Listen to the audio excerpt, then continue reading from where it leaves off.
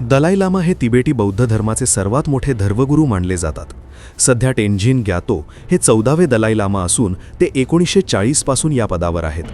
1960च्या दशकात चीनने तिबेटवर ताबा मिळवल्यानंतर दलाई लामा भारतात निर्वासित म्हणून राहत आहेत. भारतासह जगभरात त्यांचे लाखो अनुयायी आहेत. मात्र सध्या दलाई लामा एका वेगळ्याच कारणामुळे चर्चेत आले आहेत. कुख्यात अमेरिकन गुन्हेगार जेफ्री एप्स्टीनशी संबंधित एप्स्टीन फाईल्समध्ये दलाई लामा यांच्या नावाचा उल्लेख झाल्यामुळे अनेक प्रश्न उपस्थित केले जात आहेत. अमेरिकेचे माजी अध्यक्ष डोनाल्ड ट्रम्प यांनी गेल्या वर्षी नोव्हेंबरमध्ये एप्स्टीन फाईल्स ट्रान्सपरन्सी ॲक्टवर स्वाक्षरी केली होती. त्यानंतर जेफ्री एप्स्टीनशी संबंधित कागदपत्रे टप्प्याटप्प्याने सार्वजनिक केली जात आहेत. 30 जानेवारी रोजी अमेरिकेच्या जस्टिस डिपार्टमेंटने तब्बल 30 लाख पानांची कागदपत्रे जाहीर केली. यामध्ये सुमारे 2000 व्हिडिओ आणि 1,08,000हून अधिक फोटोंचा समावेश आहे.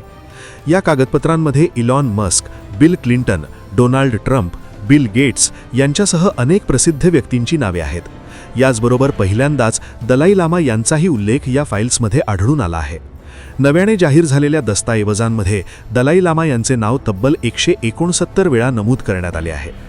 चीनी सरकारी माध्यम CGTNच्या रिपोर्टनुसार जेफ्री एप्स्टीनच्या अनेक वैयक्तिक ईमेल्समध्ये दलाई लामा यांचा उल्लेख आहे.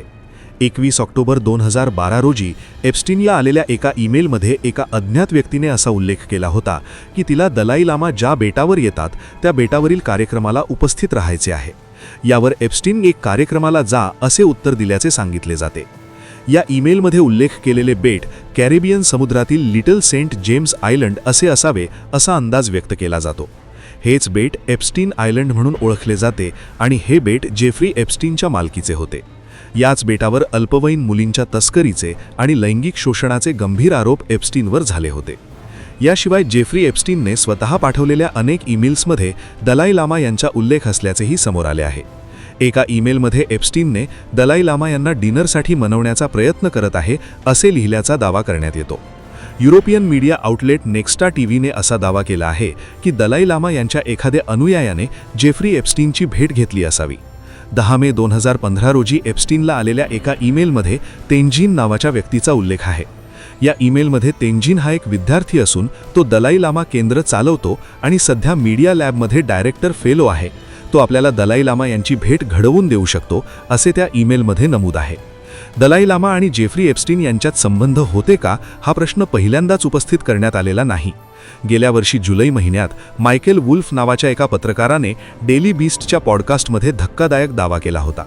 वुल्फ यांच्या म्हणण्यानुसार एप्स्टीनच्या न्यूयॉर्कमधील मॅनहॅटन येथील टाउन हाऊसमध्ये होणाऱ्या बैठकांमध्ये अनेक प्रभावशाली व्यक्ती सहभागी होत असत आणि त्या व्यक्तींमध्ये दलाई लामा यांचाही समावेश होता.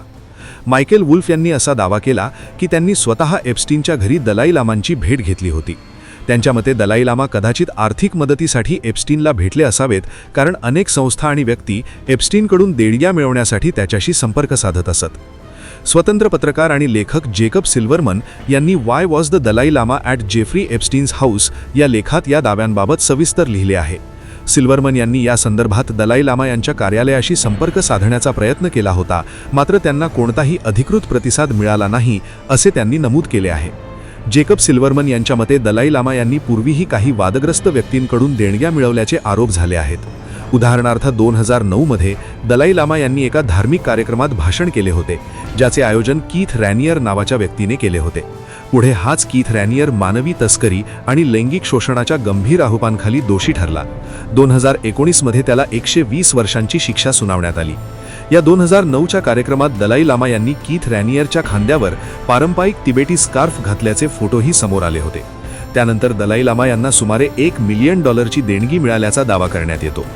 या सगळ्या माहितीवरून एक गोष्ट स्पष्ट होते, ती म्हणजे जेफ्री एप्स्टीन आणि दलाई लामा यांच्यात काही ना काही स्वरूपाचा संपर्क किंवा संदर्भ होता असे ईमेल्समधून दिसते.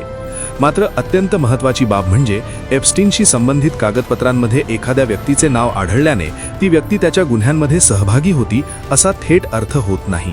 आजपर्यंत दलाई लामा यांचा जेफ्री एप्स्टीनच्या लैंगिक गुन्ह्यांमध्ये सहभाग असल्याचा कोणताही ठोस पुरावा समोर आलेला नाही. मात्र लिटल सेंट जेम्स आयलंडचा उल्लेख, ईमेल्समधील संभाषण आणि काही अप्रत्यक्ष दाव्यांमुळे संशय व्यक्त केला जात आहे. एप्स्टीन फाईल्समधील संपूर्ण माहिती अजूनही जाहीर झालेली नाही. ही कागदपत्रे पुढील काही काळात टप्प्याटप्प्याने समोर येणार आहेत. त्यामुळे भविष्यात दलाई लामा यांच्याबाबत आणखी काही नवीन खुलासे होतात का हे पाहणे महत्त्वाचे ठरणार आहे.